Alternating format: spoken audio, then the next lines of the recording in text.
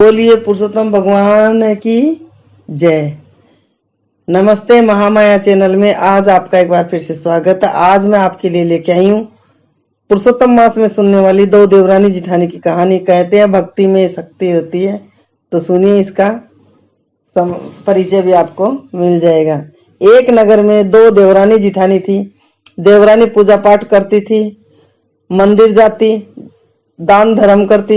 जेठानी की कोई ये सब अच्छा नहीं लगता। अपनी देवरानी को भी पूजा पाठ करने से मना करती और कहती कि दान धर्म करने से समय भी नष्ट होता है, बर्बाद होता है और धन भी। देवरानी उनकी बातों पर ध्यान नहीं देती और अपना पूजा पाठ करती। अब पुरुषोत्तम का महीना आया तो सुबह जल्दी उठकर देवरानी नहा धोकर घर में पूजा पाठ करके मंदिर जाती। जेठानी को मंदिर जाने के लिए कहती, परंतु वह काम का बहाना बनाकर घर में ही रहती और खा पीकर नगर में सखियों के घर चली जाती। एक दिन चली जाती, जहां दोनों रहती थी वहां पानी की समस्या थी। वे दोनों दूर कुएं से पानी लाती थी। तो एक दिन जब दोनों कुएं से पानी भरने पहुंची तो पुरुषोत्तम भगवान उनकी परीक्षा लेने के लिए बूढ़े ब्राह्मण का वेश बना धारण करके उस रास्ते पर बैठ गए जहां दोनों देवरानी जिठानी पानी भरकर निकलती थी। जब दोनों घड़े में पानी भरकर ला रही थी तब बूढ़े ब्राह्मण बने पुरुषोत्तम भगवान ने कहा, बेटी मुझे जोर से प्यास लगी है, मुझे थोड़ा पानी पिला दो। जेठानी बोली, बाबा हम बहुत दूर से पानी भरकर लाए हैं, तुम्हें कैसे पिला दें। भगवान ने कहा, बेटी मना मत करो, अधिक मास में पानी पिलाने से तुम्हें अधिक पुण्य मिलेगा। परंतु उसने साफ मना कर दिया और जाने लगी। तब देवरानी ने कहा, बाबा आप मेरे घड़े से पानी पी लो। जेठानी ने उसे मना किया कि इसे पानी पिला दोगी तो घर क्या लेकर जाओगी।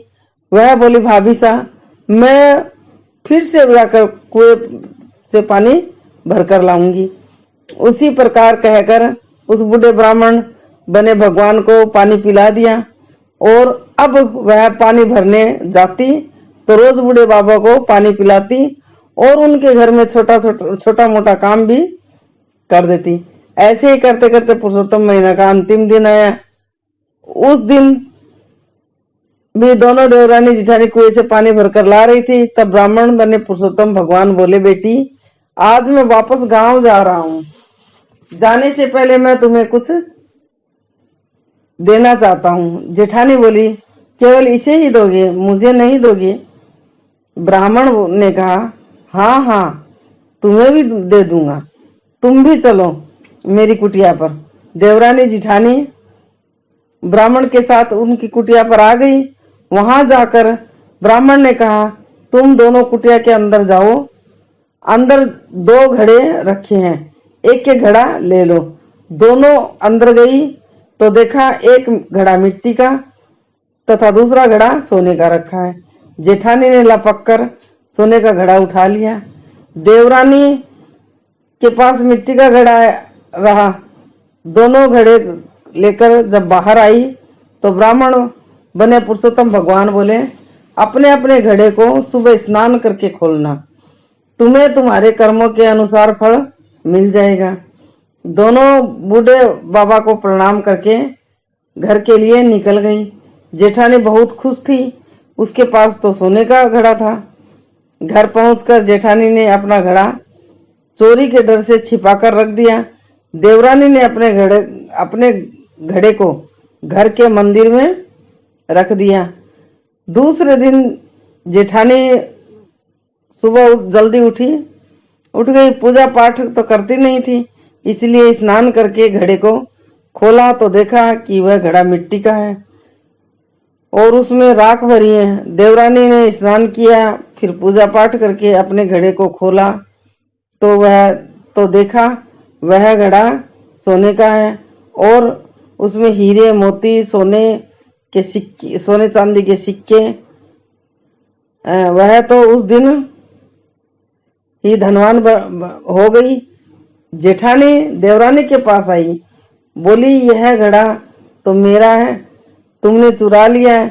उसने कहा भाभी साहब मैंने आपका घड़ा नहीं चुराया है, परंतु आपको यह घड़ा लेना है तो ले लीजिए।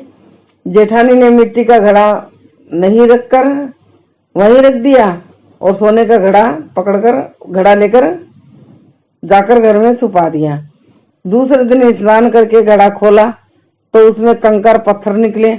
देवरानी स्नान पूजा पाठ करके घड़ा खोला तो उसमें सोने चांदी के गहने निकले। यह देखकर जेठानी ने बूढ़े बाबा की बात याद आ गई जेठानी को कि कर्मों के अनुसार ही घड़ा फल देगा। मैंने अभी कोई अच्छा कर्म किया नहीं, इसीलिए घड़े के बदलने पर मुझे फिर कंकड़ और राख मिली है। उसे पछतावा हुआ और फिर धर्म कर्म के कार्य में लग गई। हे पुरुषोत्तम भगवान, जिस तरह आपने देवरानी को उसकी पूजा का फल दिया वैसा सबको देना, कहने वाले को, सुनने वाले को, ओंकारा भरने वाले को, और सभी इसी तरह पुरुषोत्तम मास आया अच्छे अच्छे धर्म कर्म करो। किसी को पानी पिलाओ, किसी को खाना खिलाओ, किसी को कपड़ा पहनाओ, और भी अपने श्रद्धानुसार तन मन धन से गरीबों की सेवा करो, ब्राह्मण को दान दो। अगर ये कहानी आपको पसंद आए तो इसे लाइक कीजिए।